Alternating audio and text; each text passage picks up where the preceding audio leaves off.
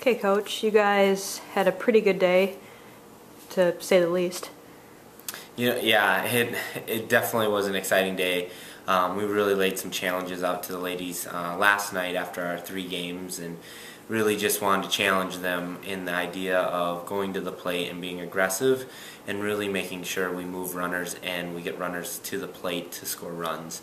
And today, as our score is 8-1 and 11-1 or 11-2, they did that. And so hats off to them. They took our challenge and they ran with it today, and it was exciting. Bailey Bauman had a great outing in the first game for us.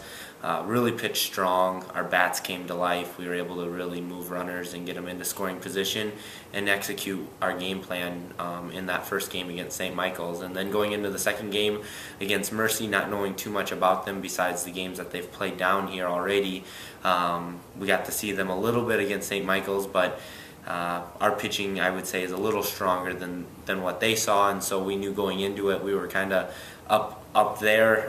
As long as Amanda Walters came in and continued to throw as well as she has all week for us, we would be in the game right away. And then we just kind of got the momentum running. We was able to move some runners right away, and run after run started to happen, and the girls started feeling confident at the plate. You could tell it by their posture and what they were attacking for pitches. Speaking of, could you tell, it was Bauman's first career one-hitter. Could you tell early on that she was going to be dialed in?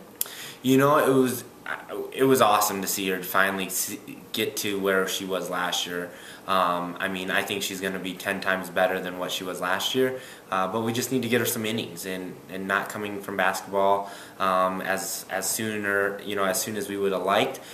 We just got to get her some innings and get her believing in herself. And today, hopefully, that one hitter, she really starts believing, because she's got potential. She's got the ability to do something great in this conference, just as Amanda has.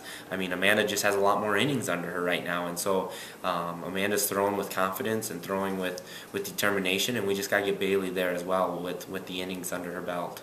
I want to ask you about a play in the first game and about Shea Ranke. She was down in I think it was a 1-2 count, and she drew a walk. That's the kind of play that a veteran, a kind of a senior 4-year player would make, and then she drew another big walk in the second game. Absolutely. Hats off to Shea. I mean, she has come around to the point where, you know, she gets up to the plate and we have all the confidence in her that she's going to execute and get on base one way or the other.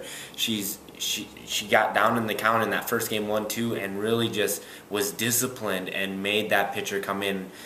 She fouled some off, she got deep, but just allowed that pitcher to work her, and Shea worked the count to get on base, and absolutely right, that's a leader, that's a senior that we look to get us started. And so when you can draw that walk, you know that's sometimes a run. And so as we are on defense, if one of our pitchers walks somebody, we get a little uptight because that walk usually turns into a run. And so when we draw a walk, we know we're going to get a run, and so we got to execute to get that. Speaking of seniors, I think Shelby Thompson might have the hottest bat of probably the last 4 years. She's just been on a tear this entire week. It's been fun. She's back to her normal self. I really believe sitting out a year was not something she wanted to do, but it saved her eligibility to be able to play her senior year. And so it's exciting to see her really come to life and really produce for the team at the highest level that we know she can. Yesterday was a lot of fun just to watch her compete and really be on fire for us with the bat. Today she was off and on, but she came through with some big hits. Today that really helped the team move forward. I wanted to ask you, just in terms of keeping the emotions in check, it's been kind of an interesting week in terms of you guys had 3 games, you lost by a run, and then today's performance. How do you go about making sure that the girls, the team stays kind of at an even level and doesn't get too high and doesn't get too low? This is an interesting team with 24 young ladies. It's a challenge. I would say hats off to them for being the athletes they are. I'm proud of them. Each and every one of them contribute something to this team.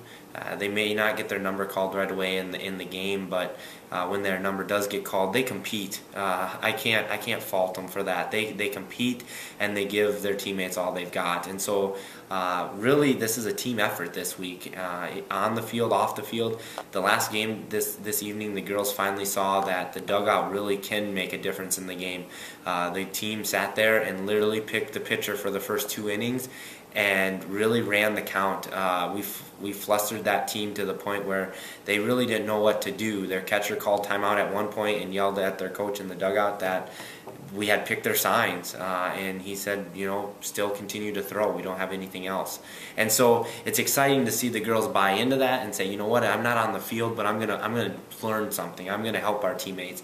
And so hopefully the team continues to grow that way. This week's been a growing process, but I really believe the kids are starting to buy into their roles and know, okay, this is when I get to compete. This is when I help my teammates, and this is when I get to really show what I can do here for USF. And so throughout the whole week, it's been, you know, tough to lose those close games, those one-run games, but overall I'm proud of the girls in the sense of their effort, their attitude, and then just their determination to fight through the adversity. 8 games down, 2 to go. What do you know about the teams you guys finish your spring break trip against? You know, the 2 teams we finish with tomorrow really are no different than the teams that we saw today.